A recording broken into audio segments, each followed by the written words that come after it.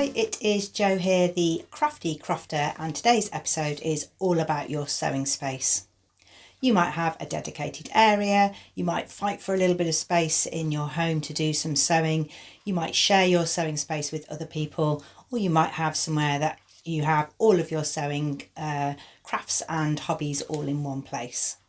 I want to caveat today with saying that I'm going to show you my sewing space, but it is my workspace as well, and it's something I've really aspired to over a long period of time. So if you're new to sewing, don't feel overwhelmed. I will give you a few tips as well. During today's video, hopefully you will see a few things that you might try. Think, oh, I haven't thought of that, or that's a good idea. I'll try and reference as much as I can, but I will start by showing you my daughter's sewing space and how she stores her sewing, because I think it's a great way to, I've encouraged her to do this, a great way to start sewing if you're a beginner and you want to start sewing, but you haven't got a dedicated space, you don't even know if you're going to like it or not. You're short on an area, then she stores all of hers in a shoebox. She found a shoebox that she liked. This was a nice pink one, and she put some scrapbook paper on the top, and inside she's got her machine foot, the bits that go with her sewing machine. When she was first learning, she made a little bag. I've no idea what's in here, but I know it's all of her sewing stuff. Pins, scissors, ribbon, elastic, a marking tool, a measuring tape, unpicker, some spare needles. So she's got her bare minimum things in this little bag. She made it when she was about 10 or 12. Her machine foot, and the pattern that she is currently working on. She likes making the camisole from Tilly and the Buttons Fifi pyjamas, but she wears it as a top with her jeans. She can fold up her latest project. It can be pinned and in this shoebox. She keeps her patterns in a little folder. She keeps her sewing machine all in one place. I'll show you the overall space that she keeps her sewing things in.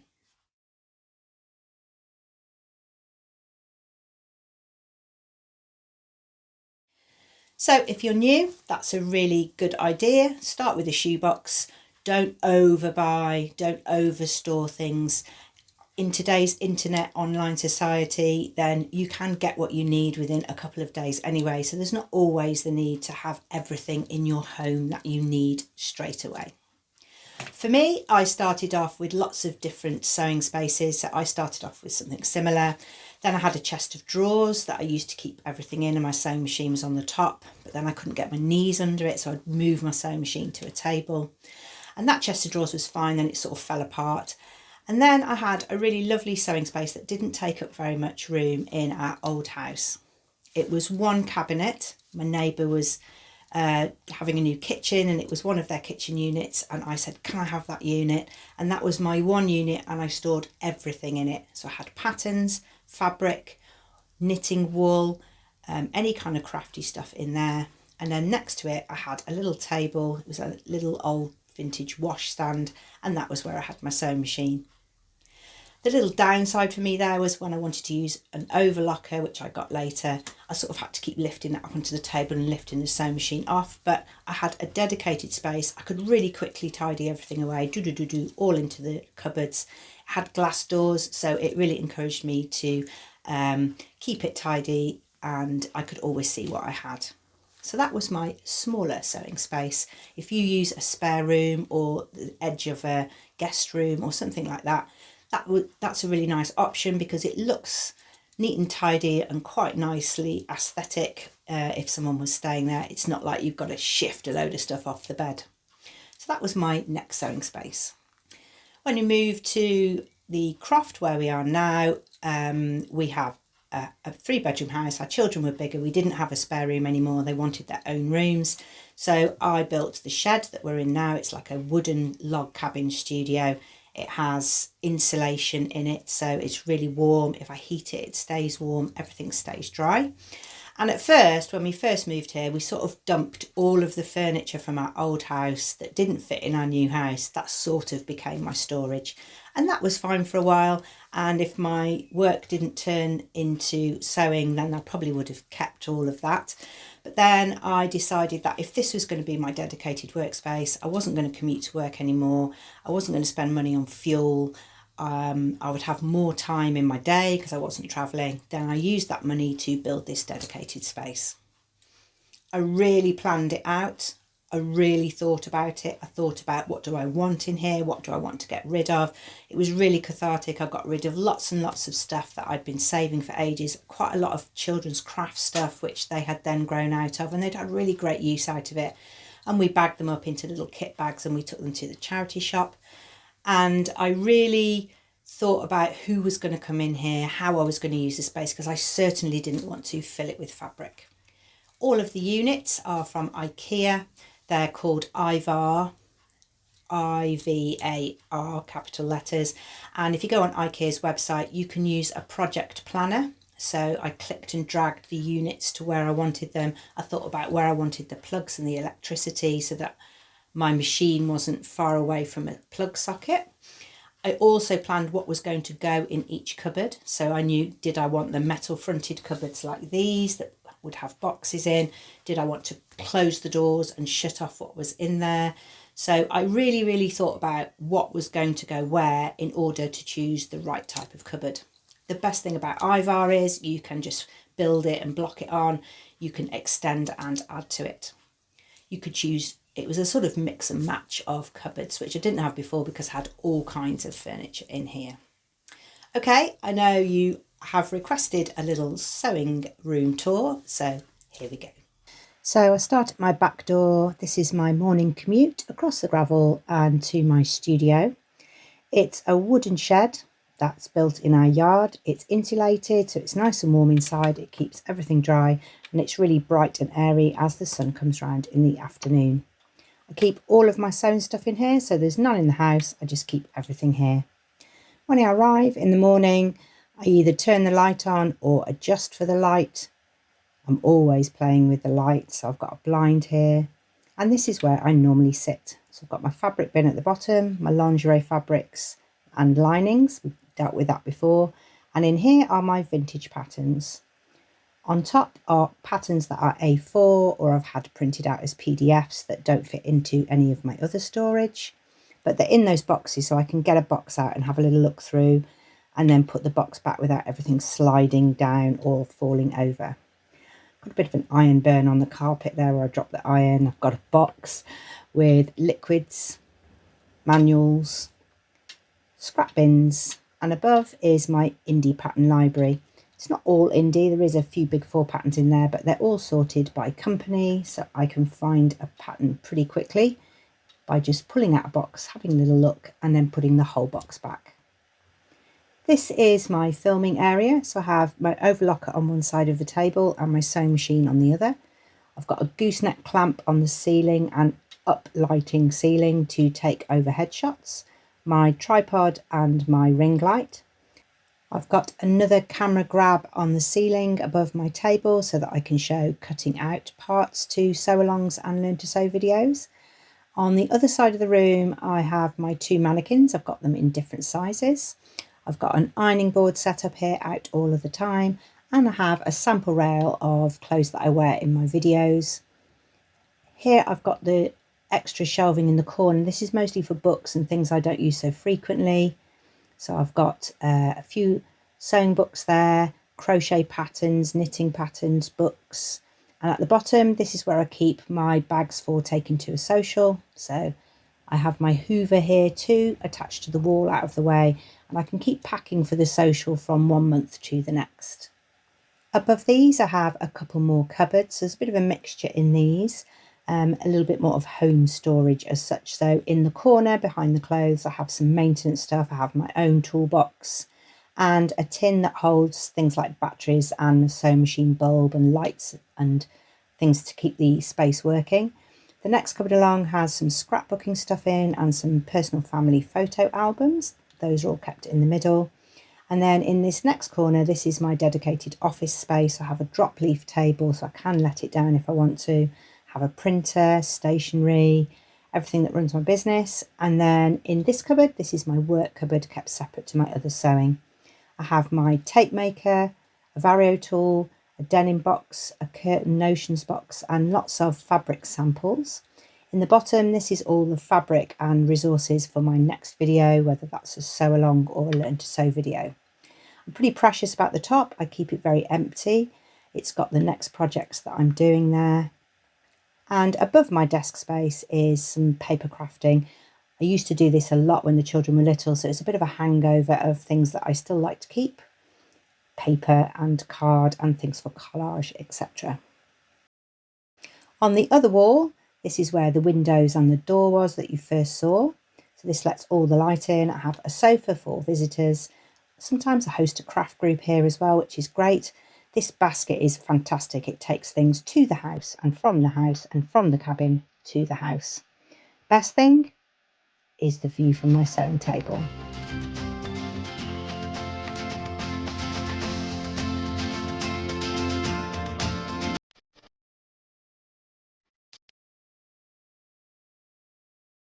One of the key things that I like to do in my sewing room is to clear down at the end of the day. This is my workspace. I don't want to come in here in the morning to a mess. It doesn't make me want to start work. I need quite clear spaces for filming. People don't want to see a mug with some old coffee in it or a pair of slippers on the floor. So I clear down at the end of every day. I've got a cordless vacuum in here so that I can hoover the carpet. I don't like having carpet in a sewing space, but it does keep it warm in here and is insulating, so that's why I've got it. So I can just do a quick hoover and a quick tidy up at the end of the day.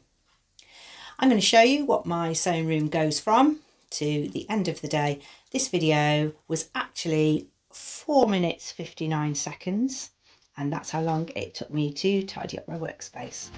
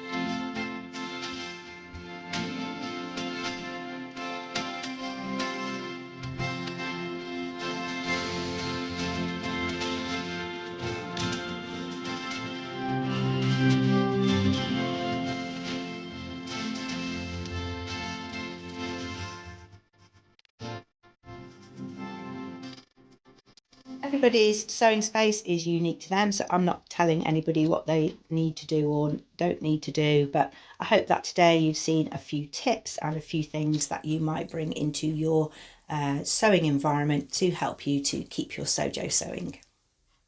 If you can and you're not in a rented property, I try as much as I can to get things on the wall. If they're on the wall and they're not stacked all around me, then that's what I really like. So I'd be interested to know if you have got any ideas for that. Do you have a thread spool? Do you have a IKEA pegboard like I have? They're really great because you can sort of move all of the components around. I like things to be in kind of reaching distance, and I don't know why, but maybe because it's a consequence, but I do put things back in the same place so I can reach for it because I know it's there.